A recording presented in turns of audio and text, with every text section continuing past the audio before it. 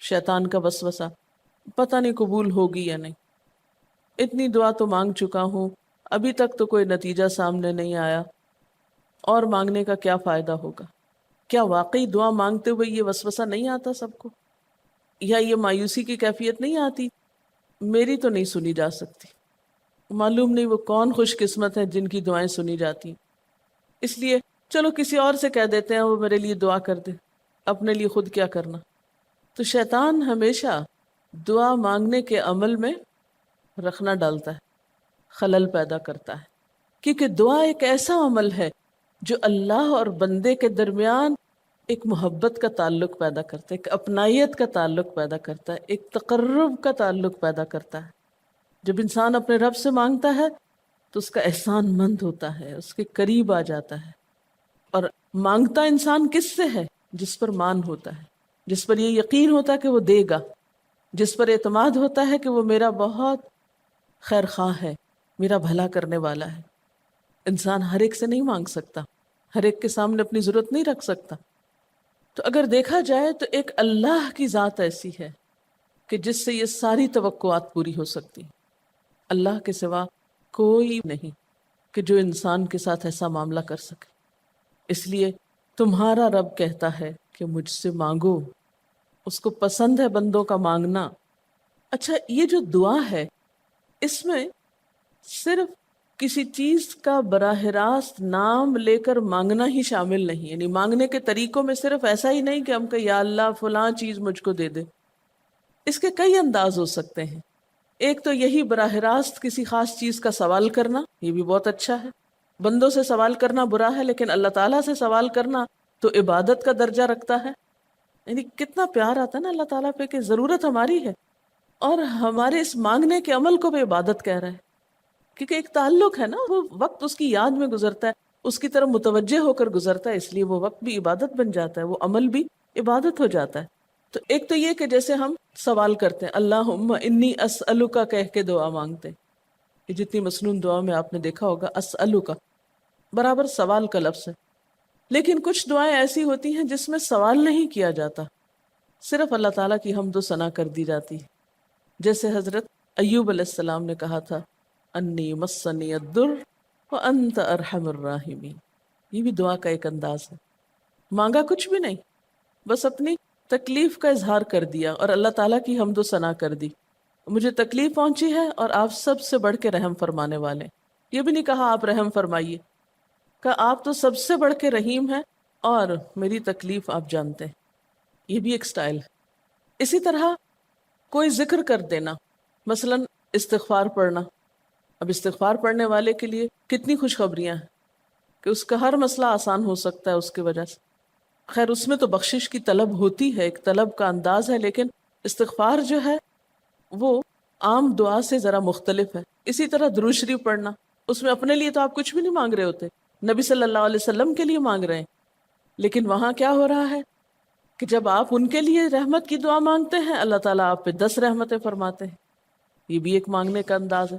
اب درود شریف پڑھنا جو ہے باعث برکت بھی ہے، عبادت بھی ہے، ذکر بھی ہے، اور ایک طرح کی دعا بھی ہے۔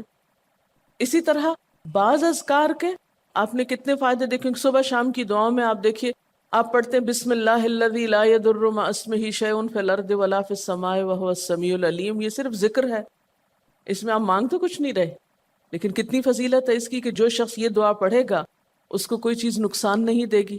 اس میں آپ یہ نہیں کہہ رہے کہ یا اللہ میں تجھ سے سوال کرتا ہوں کہ ہر نقصان دہ چیز کو مجھ سے دور کر دے، نہیں۔ پھر اسی طرح اللہ تعالیٰ کی حمد و ثنا کے جو کلمات ہیں، مثلا لا الہ الا اللہ وحدہ لا شریک لہ لہ الملک ولہ الحمد وہو علی کل شیء قدیر۔ عرفات کی حدیث میں آتا ہے کہ آپ نے فرمایا کہ عرفات میں میری دعا اور مجھ سے پہلے انبیاء کی دعا یہ کلمہ ہے، یہ لا الہ الا اللہ۔ اب اگر دیکھا جائے تو اس میں تو کوئی دعا کی بات نہیں، یہ تو صرف اللہ کا ذکر ہے۔ تو یہ بھی مانگنے کا ایک طریقہ ہے، ہم مانگے کچھ نہیں، بس صرف ذکر کرتے رہیں اس کا بیٹھ کے۔ اسی طرح آپ دیکھتے ہیں کہ طواف کے دوران آپ کیا پڑھتے تھے، سبحان اللہ والحمد للہ ولا الہ الا اللہ واللہ اکبر۔ اب یہ دعا تو نہیں، یہ تو ذکر ہے اللہ کا۔ تو اللہ تعالیٰ کا ذکر کرنا، اس کی کتاب کی تلاوت کرنا، اس کو پڑھنا، علم حاصل کرنا، یہ ایسے اعمال ہیں کہ جن میں مشغول ہو کر انسان کے لیے کائنات کی ہر چیز دعائیں کرنے لگتی، طالب علم کے لیے بہت سی مخلوق دعائیں کرتی. آپ مشغول ہو گئے کسی اور کام میں، خدمت خلق میں یا علم حاصل کرنے میں، اور اللہ تعالیٰ کی مخلوق شروع ہو گئی آپ کے لیے دعائیں کرنا. عرش والے فرشتے آپ کے لیے دعائیں کرنے لگتے ہیں اگر آپ ایمان لا کر اچھے کام شروع کر دیں. تو اللہ سے مانگنے کے مختلف انداز ہیں، ڈائریکٹ مانگنا بھی اور مختلف عبادات کرنا بھی. اسی طرح وَاسْتَعِینُوا بِالصَّبْرِ وَالصَّلَاةِ، مدد مانگو صبر اور نماز سے. ٹھیک ہے، نماز میں انسان بہت سی دعائیں پڑھتا ہے، لیکن اگر مشکل وقت میں انسان صبر کے ساتھ نفل پڑھ کے اللہ تعالیٰ کا ذکر کرے اور اس کو سمجھ نہ بھی آئے کہ کیا دعا مانگو، کیونکہ بعض پریشانیاں ایسی ہوتی ہیں کہ انسان منہ سے کچھ نکال بھی نہیں سکتا، تو یہ نماز بھی کافی ہو جائے گی. وَقَالَ رَبُّكُمُ ادْعُونِي، اور تمہارا رب کہتا ہے مجھے پکارو. اور پکارنے کے کئی انداز ہیں. دل ہی دل میں پکارنا بھی آتا ہے، چپ کے پکارنا بھی آتا ہے، اونچی آواز سے پکارنا بھی آتا ہے، اکیلے پکارنا بھی آتا ہے، سب کے ساتھ مل کے دعا کرنا بھی آتا ہے. کوئی دعا مانگ رہا ہو تو آمین کہنے سے بھی بات بن جاتی. مجھے یاد ہے کہ ایک دفعہ میں عمرے پر گئی اور طواف کے بعد جہاں میں نفل پڑھ رہی تھی، تو نفل کے بعد میں نے سوچا کہ میں اپنی دعا کرتی ہوں. اتنے میں ایک شخص عربی میں کوئی دعا مانگ رہا تھا. اتنی خوبصورت دعا تھی کہ میں نے ایسی دعا کسی سے نہیں کبھی سنی، اور میں نے صرف آمین کہنا شروع کر دیا. میں نے کہا یا اللہ، میری تو نہ زبان میں اتنی بلاغت و فصاحت ہے، نہ مجھے اتنی باتیں آتی ہیں، مجھے تو مانگنا بھی نہیں آتا، تو جو کچھ یہ مانگ رہا ہے مجھے بھی یہی دے دے. میں نے صرف آمین آمین آمین کہنا شروع کر دیا. یہ کتنا بڑا اس کا احسان ہے کہ ہم آمین کہہ کے بھی شامل ہو جاتے ہیں دوسروں کی دعاؤں میں. تو اسی لیے دعا کو عبادت کا نچوڑ کہا گیا، کریم، خلاصہ، ساری عبادت کا اوپر کا حصہ. اور ویسے بھی اگر دیکھا جائے تو ہر نماز میں بہت سی دعائیں ہیں. ہر موقع کی اللہ کے رسول صلی اللہ علیہ وسلم نے مختلف طرح کی ہمیں دعائیں سکھائی ہیں. سویرے جو آنکھ کھلتی ہے، سویرے کے اگر آدھی رات کو بھی کھلتی ہے، اس کی بھی دعا ہے.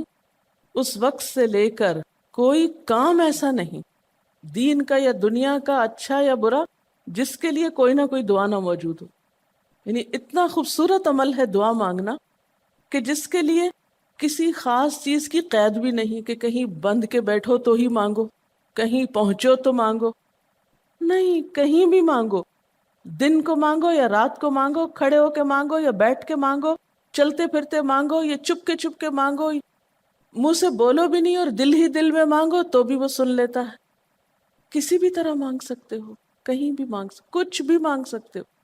اس لیے وقال ربکم ادعونی استجب لکم، تمہارا رب کہتا ہے مجھ سے مانگو، میں تمہاری دعا قبول کروں گا.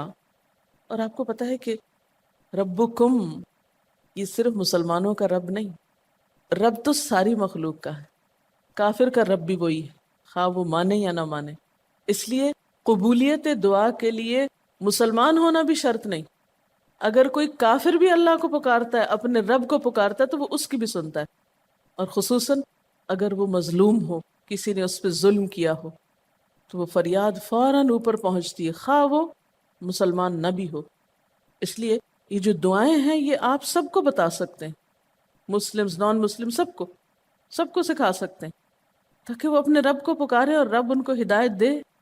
اور پھر آپ دیکھیں گے کہ دعا کے ذریعے جو اللہ تعالیٰ پر اعتماد بیٹھتا ہے، اور اگر وہ خصوصاً یہ کہ جلدی قبول ہو جائے، تو اس وقت جو ایک خصوصی شکر کی کیفیت آتی ہے. لیکن یہ کہ مایوس نہیں ہونا. بات میں یہ کر رہی تھی کہ اس کے لیے کوئی شرط نہیں کہ کوئی شخص بہت نیک مسلمان ہو یا بہت اچھا مسلمان ہو، وہ تو گناہ گاروں کی بھی سنتا ہے. اس لیے بعض اوقات لوگ جب مایوس ہونے لگتے ہیں نا کہ ہم تو بہت گناہ گار ہیں، ہماری نہیں سنی جائے گی، تو انہیں مایوس نہیں ہونا چاہیے. مایوس ہو کے کہاں جائیں گے سننے؟ کس سے مانگنے جائیں گے؟ ان کو بھی پکارنا چاہیے، خواہ کوئی کیسے بھی گناہ میں ڈوبا ہوا، کیسی بھی حالت میں ہو، اور اس کے لیے بھی مانگنا چاہیے. حتیٰ کہ کافر جب تک زندہ ہے، اس کی صحت کے لیے، اس کی ہدایت کے لیے، اس کی خیرخواہی بھلائی کے لیے بھی آپ خوب دعائیں مانگ سکتے ہیں. آپ صلی اللہ علیہ وسلم ابو جہل کے لیے بھی دعا کرتے تھے، یا حضرت عمر کے لیے کہتے تھے کہ ان دونوں میں سے کسی ایک کو تو ضروری ہدایت دے. تو دعا ہر حال میں فائدہ دیتی ہے. ان مصیبتوں میں بھی فائدہ دیتی ہے جو اتر چکی ہیں، ان میں بھی دیتی ہے جو نہیں اتری. دعا تو ابلیس کی بھی قبول ہوئی تھی. اس نے قیامت تک زندگی کی دعا مانگی تھی، اس کی بھی قبول کر لی گئی. اس نے کہا تھا قال انظرنی الی یوم یبعثون، قیامت تک کے لیے مجھے مہلت دے کہ میں انسانوں کو بھٹکا سکوں. تو اللہ تعالیٰ نے کہا جاؤ، تمہیں مہلت دی گئی. اس لیے یہ خیال تو اپنے دل سے سب نکال دیں کہ ہماری دعا نہیں قبول ہوتی. سب کی ہو سکتی، شرط یہ ہے کہ آپ واقعی دعا مانگ رہے ہوں. ہاں، جو غافل دل سے مانگے اس کی نہیں قبول ہوتی، کیونکہ وہ مانگ نہیں رہا، وہ تو بس صرف ایک فرض پورا کر رہا ہے. وہ بظاہر دیکھنے میں مانگنے کا عمل نظر آ رہا ہے لیکن حقیقت میں مانگ نہیں رہا. تو حدیث میں آتا ہے کہ اللہ تعالیٰ غافل دل کی دعا نہیں قبول کرتا. بس کچھ ادب یہ ضرور سکھائے گئے کہ انسان قطع رحمی کی دعا نہ کرے، گناہ کی دعا نہ کرے، غلط کاموں کی دعا نہ کرے، اور پھر ساتھ یہ کہ دعا کرنے کے بعد مایوس نہ ہو، دعا میں جلد بازی نہ کرے، کیونکہ اللہ تعالیٰ نے قبولیت دعا کا وعدہ کر رکھا ہے. استجب لکم، میں قبول کروں گا تمہاری دعائیں. ہاں یہ ضرور ہے کہ قبولیت کی شکلیں مختلف ہوتی ہیں. بعض اوقات تو انسان کو بالکل وہی مل جاتا ہے جو وہ چاہتا ہے، بعض اوقات وہ نہیں ملتا جو وہ چاہتا ہے، بلکہ وہ دے دیا جاتا ہے جو اس کو زیادہ ضرورت ہوتا ہے. یعنی ہمارا تو علم اتنا محدود ہے نا، ہم ایک چیز مانگ رہے ہوتے ہیں جو ہمارے حق میں کوئی زیادہ اچھی نہیں ہوتی. اللہ تعالیٰ ہمارے لیے ہم سے بڑھ کر مہربان ہے، وہ ہمیں وہ نہیں دیتا بلکہ وہ دیتا ہے جو ہمیں اس سے زیادہ فائدہ دے سکتا ہے. اگر آپ اپنی گزشتہ زندگی کی دعاؤں پہ ایک نظر ڈالیں تو ہم کتنی چھوٹی چھوٹی چیزیں مانگتے رہے ہیں اور اللہ تعالیٰ نے ہمیں اس سے بڑھ کر عطا کیا ہے. ہم سب کو جو اللہ تعالیٰ نے دین کی سمجھ دی یا دین کو سیکھنے کا شوق دیا، ضروری نہیں کہ ہم سب نے یہ مانگا ہی ہو کہ اللہ تو ہمیں موقع دینا اپنے دین کو سیکھنے کے لیے، سکھانے کے لیے. لیکن یہ ضرور ہو سکتا ہے کہ ہم زندگی میں کچھ اور مانگتے رہے اور ہمیں وہ نہیں ملا، یہ نعمت مل گئی اور وہ ہمارے حق میں زیادہ بہتر ہو گئی. اور یہ ہو سکتا تھا کہ ہمیں وہ چیز مل جاتی اور آج ہم اس چھوٹی سی چیز کو لے کر اس کا شوق بھی پورا کر چکے ہوتے، اس کی ساری اٹریکشن ختم ہو چکی ہوتی، کیونکہ دنیا کی کوئی چیز ایسی نہیں جس کی اٹریکشن ختم نہ ہو جائے یا جس کی ویلیو گھٹ نہ جائے، جو پرانی نہ ہو جائے.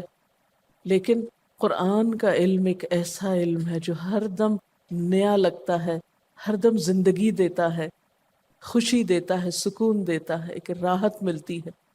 یہ پرانا نہیں ہوتا. پھر اسی طرح یہ بھی ہوتا ہے کہ بعض اوقات انسان کی کوئی آفت ٹال دی جاتی. آپ مانگ رہے ہیں رزق، تو وہ رزق میں برکت تو نہیں ہوتی مثلاً، لیکن کوئی بیماری آپ سے ٹال دی جاتی کہ خدا نہ خواستہ آپ کو اگر مال مل بھی جائے اور ایسی بیماری لگ جائے کہ سارا مال اس میں ڈوب جائے، تو مال بھی گیا اور تکلیف الگ. تو اللہ تعالیٰ اپنی رحمت سے آپ کو زیادہ مال تو نہیں دیتے مگر وہ بہت بڑی بلا سے محفوظ رکھتے ہیں، کسی حادثے سے بچا لیتے ہیں، کسی ایسی پریشانی سے بچا لیتے ہیں کہ جس میں آپ کا سب کچھ ہی کھپ جاتا. کیونکہ ہمارے پاس کوئی رائٹ تو نہیں ہے، ہم کوئی ڈیزرو تو نہیں کرتے کہ ہر وقت ہم امن و امان میں رہیں. ہمارے اپنے گناہوں کی بدولت، کئی بیرونی اسباب کی بدولت کوئی مشکل، کوئی حادثہ، کوئی مصیبت کسی بھی وقت آ سکتی جو دنیا میں مختلف لوگوں پر آتی رہتی. ہم ہر امن ڈیزرو تھوڑی کرتے ہیں، یہ تو اللہ کی عنایت اور رحمت اور نعمت ہے کہ وہ جو ہمیں دیے ہوئے یہ. اور یہ عین ممکن ہے کہ ہم کوئی اور دعا مانگتے ہوں اور اللہ تعالیٰ اس کی بجائے ہمیں عافیت میں رکھے ہوئے ہو، ایک پرسکون زندگی دیے ہوئے ہیں ہمیں کہ ہمارے ہاتھ پاؤں سلامت ہیں، ہم بول سکتے ہیں، ہم دیکھ سکتے ہیں، ہم کھا پی سکتے ہیں، ہم چل پھر سکتے ہیں، ہم کسی کے محتاج نہیں ہیں. کتنا بڑا احسان ہے اس کا. اس لیے اگر کوئی دعا وقتی طور پر بعینہ ہی قبول نہیں ہوتی، بعینہ ہی کا کیا مطلب ہے؟ ایز اٹ از، جس طرح ہم چاہتے ہیں، تو بھی کوئی بات نہیں، صبر کرنا چاہیے. لیکن یہ نہیں سوچنا چاہیے کہ نہیں اللہ تعالیٰ دعا نہیں سنتا. ایک اور جگہ پر بھی فرمایا وَإِذَا سَأَلَكَ عِبَادِي عَنِّي فَإِنِّي قَرِيبٌ أُجِيبُ دَعْوَةَ الدَّاعِ إِذَا دَعَانِ فَلْيَسْتَجِيبُوا لِي وَلْيُؤْمِنُوا بِي لَعَلَّهُمْ يَرْشُدُونَ. جب میرے بندے آپ سے میرے بارے میں سوال کریں تو آپ بتا دیجئے کہ میں قریب ہوں، بہت قریب ہوں. اجیب دعوت الداعی، میں پکارنے والے کی پکار کا جواب دیتا ہوں. استجب لکم، قبول کرتا ہوں. یہ ایسے دل کے بہلانے کے لیے نہیں کہا گیا، یہ حقیقت ہے، یہ سچ ہے، اس پر ہمارا ایمان اور یقین ہونا چاہیے پختہ، اور اس کو چھوڑ کر اوروں کے پاس نہیں جانا چاہیے، کسی اور سے نہیں مانگنا چاہیے، صرف اسی سے مانگنا چاہیے، کیونکہ یہ عبادت بھی ہے اور پھر وہ ہر چیز دینے کے قابل بھی ہے، اس کی قدرت، اس کا علم، اس کی رحمت ہر چیز پہ چھائی ہوئی ہے، اس لیے اس سے مانگتے چلے جاؤ، اور پھر کبھی ایک انداز سے، کبھی دوسرے انداز سے، کبھی تیسرے انداز سے، لیکن اس سے ہمیشہ اچھی امید رکھو، لا تقنطوا من رحمت اللہ۔ لیکن اس کے ساتھ ساتھ ہمیں کچھ فارمل آداب بھی سکھائے گئے ہیں، ایٹ ٹائمز ان کا بھی لحاظ رکھنا چاہیے، یعنی ہر وقت دعا مانگنے کے لیے فارمل انداز اختیار کرنے کی ضرورت نہیں ہے۔ مثلا صبح شام کے اذکار ہیں، چلتے پھرتے آپ پڑھ سکتے ہیں، اب مثلا باتھ روم میں داخل ہونے کی دعا ہے تو اب آپ پہلے سے تسبیح اور درود شریف تو نہیں اس کے پڑھیں گے، یا نکل کے وہ ساری فارمیلٹیز تو نہیں پوری کریں گے جو دعا کے اول آخر کی جاتی ہیں عموماً جب فارمل دعا مانگی جاتی۔ تو ایٹ ٹائمز آپ بس ڈائریکٹ دعا مانگ لیں، ایٹ ٹائمز آپ پوری فارمیلٹیز کے ساتھ مانگ لیں، اور اس میں آپ دیکھیے کہ فارمل دعا مانگنے کا طریقہ کیا ہے کہ اللہ تعالیٰ کی حمد و ثنا سے شروع کیا جائے، نبی صلی اللہ علیہ وسلم پر درود بھیجا جائے، پھر اسی طرح یہ ہے کہ دعا میں عاجزی ہونی چاہیے، مانگنے کا انداز غالب ہونا چاہیے، شعر کے انداز میں چیخ چلا کے دعا نہیں مانگنی چاہیے، یا تقریر کے انداز میں دعا نہیں مانگنی چاہیے، امید اور خوف کے درمیان اعتدال کے ساتھ، پھر اسی طرح یہ کہ دعا میں مبالغہ آرائی نہیں کرنی چاہیے، پھر اسی طرح کچھ چیزیں ایسی ہیں کہ جن کا اگر اہتمام کبھی ہو سکے، کبھی کبھار تو بہت اچھا ہے، اور خصوصی جو قبولیت کے اوقات ہیں ان کا لحاظ رکھتے ہوئے ان مواقع سے فائدہ اٹھانا چاہیے، مثلا رات کے تیسرے حصے میں یعنی سحر کے وقت، پھر اسی طرح اذان اور اقامت کے درمیان، صف میں کھڑے ہو کر، صدقہ کرنے کے بعد، کوئی بھی نیکی کا کام کرنے کے بعد، عصر کی آخری گھڑی میں، جمعے کے دن ایک خاص گھڑی میں، سجدے میں دعا، رات کو آنکھ کھل جانے پہ دعا، امر بالمعروف اور نہی عن المنکر کے بعد دعا، تلاوت قرآن کے بعد دعا، عرفہ کے دن کی دعا، رمضان کے مہینے میں خصوصاً روزہ افطار کرتے وقت دعا، پھر عادل امام کی دعا، مسافر کی دعا، بارش کے وقت کی جانے والی دعا، یہ خاص قبولیت کے اوقات اور اسباب ہیں، پھر التحیات اور درود شریف کے بعد کی جو دعا ہے جو ہم بیٹھ کے نماز کے آخر میں پڑھتے ہیں، یہ بھی صرف رب جعلنی تک ہی نہیں بلکہ اس سے زیادہ دعائیں بھی ہیں۔ پھر اسی طرح جب اللہ تعالیٰ پر بہت پیار آ رہا ہو، بہت دل اس کی طرف متوجہ ہو، کیونکہ اللہ تعالیٰ غافل دل کی دعا نہیں سنتے، تو جب دل بہت متوجہ ہو تو فوراً دعا کے بھی فائدہ اٹھا لیں۔ اسی طرح اضطراری کیفیت میں، بہت بے چینی کے وقت، جب کچھ سمجھ میں نہ آ رہا ہو، بیماری کے وقت، پھر اسی طرح سفر کے وقت، پھر اولاد کی دعا ماں باپ کے لیے، ماں باپ کی دعا اولاد کے لیے، استاد کی دعا شاگردوں کے لیے، شاگردوں کی دعا استاد کے لیے، اور جب دعا مانگے تو انداز کیا ربنا اغفر لی ولوالدی وللمؤمنین، اپنی ذات سے شروع کر کے والدین یا قریبی لوگوں کے بعد پھر سب کے لیے عام دعا، پھر اسی طرح وضو کے بعد کی دعا، کعبہ کو دیکھتے وقت جب پہلی نظر سے دیکھیں، پھر حتیم کے اندر، پھر سعی اور طواف کرتے وقت دعائیں پڑھنا، پھر مزدلفہ میں۔ لیکن یاد رکھیے کہ ان قبولیت کے خاص مواقع اور مقامات کے علاوہ دعا تو کسی بھی وقت کی جا سکتی اور کوئی بھی گھڑی قبولیت کی گھڑی ہو سکتی، اس لیے ہمیشہ دعا مانگتے وقت یہ یقین رکھیں کہ اللہ تعالیٰ قبول کرے گا، مایوسی کے ساتھ دعا نہ ہو، کیونکہ جتنی ہماری دعا کے اندر یقین کی کیفیت ہوگی اتنا ہی انشاءاللہ قبولیت کے چانسز زیادہ ہوں گے۔ یعنی عزم کے ساتھ دعا مانگنی چاہیے، یہ نہیں کہنا چاہیے یا اللہ تو چاہے تو قبول کر، نہیں چاہتا تو نہ کر، یہ نہیں کہنا چاہیے کبھی بھی، نہیں یا اللہ تو کر سکتا ہے تو قبول فرما۔ پھر اسی طرح آپ دیکھیں کہ مظلوم کی بد دعا جو ہے وہ بہت تیزی سے قبول ہوتی، کہتے ہیں نا مظلوم کی بد دعا سے بچو کیونکہ وہ کہاں جا پہنچتی ہے، ساتویں آسمان تک۔ اور پھر آپ دیکھیے کہ نبی صلی اللہ علیہ وسلم نے فرمایا لا يرد القضاء الا الدعاء، قضاء کو کوئی چیز نہیں ٹال سکتی مگر دعا، یعنی تقدیر بھی بدل دیتی۔ آپ صلی اللہ علیہ وسلم نے فرمایا آدمی جب کبھی اللہ سے دعا مانگتا ہے اللہ تعالیٰ اسے یا تو وہی چیز دے دیتا ہے جس کی اس نے دعا کی تھی، یا اس درجے کی کوئی بلا آنے پہ اس سے روک دیتا ہے۔ آپ صلی اللہ علیہ وسلم نے فرمایا بندے کی دعا قبول کی جاتی ہے بشرطے کہ وہ کسی گناہ کی یا قطع رحمی کی دعا نہ کرے اور جلد بازی سے کام نہ لے۔ عرض کیا گیا جلد بازی کیا ہے یا رسول اللہ؟ فرمایا جلد بازی یہ ہے کہ آدمی کہے میں نے بہت دعا کی مگر میں دیکھتا ہوں کہ میری دعا قبول ہی نہیں ہوتی، اور یہ کہہ کر آدمی تھک جائے اور دعا مانگنی چھوڑ دے۔ نہیں، دعا سے کبھی نہ تھکے، اس لیے کہ اللہ کی نگاہ میں دعا سے بڑھ کر کوئی چیز باوقت نہیں۔ لیس شیء اکرم علی اللہ من الدعاء۔ اور پھر خصوصاً اللہ کا فضل مانگنا، قرآن پاک میں بھی اللہ تعالیٰ فرماتے ہیں وَاسْأَلُوا اللَّهَ مِنْ فَضْلِهِ، اللہ سے اس کے فضل کا سوال کرو۔ پھر اسی طرح عافیت کی دعا کہ اللہ تعالیٰ ہر حادثے مصیبت تکلیف پریشانی سے بچا کر رکھے، یہ دعا بھی بہت پسندیدہ ہے اللہ تعالیٰ کے نزدیک۔ آپ صلی اللہ علیہ وسلم نے فرمایا دعا ہر حال میں فائدہ دیتی ہے، ان بلاؤں کے معاملے میں جو نازل ہو چکی اور ان کے معاملے میں جو نازل نہیں ہوئی۔ بس اے بندگان خدا تم ضرور دعا مانگا کرو۔ اور پھر آخری بات کہ تم میں سے ہر شخص کو اپنی ہر حاجت اپنے رب سے مانگنی چاہیے، حتیٰ کہ اگر جوتی کا تسمہ بھی ٹوٹ جائے تو بھی اللہ تعالیٰ سے دعا کرے۔ یعنی چھوٹی چھوٹی چیزوں میں بھی جب ضرورت پیش آئے تو اللہ کی طرف رجوع کرے۔ وقال ربکم ادعونی استجب لکم، اور تمہارا رب کہتا ہے کہ مجھے پکارو، مجھ سے مانگو، میں تمہاری دعا قبول کروں گا۔ ان الذین یستکبرون عن عبادتی، بے شک وہ لوگ جو میری عبادت یعنی دعا سے تکبر کرتے ہیں، یعنی مجھ سے تکبر کی بنا پر نہیں مانگتے، جیسا کہ حدیث میں بھی آتا ہے من لم یسأل اللہ یغضب علیہ، جو اللہ سے نہیں مانگتا اللہ اس پہ غضبناک ہوتا ہے۔ یعنی جو دعا نہیں کرتا اللہ تعالیٰ اس سے ناراض ہوتا ہے، کیونکہ وہ تو بے تعلق ہو گیا نا اپنے رب سے نہ مانگ کر، اور خصوصاً تکبر کی وجہ سے۔ ایسے لوگوں کی جزا کیا ہے؟ سیدخلون جہنم داخرین، ان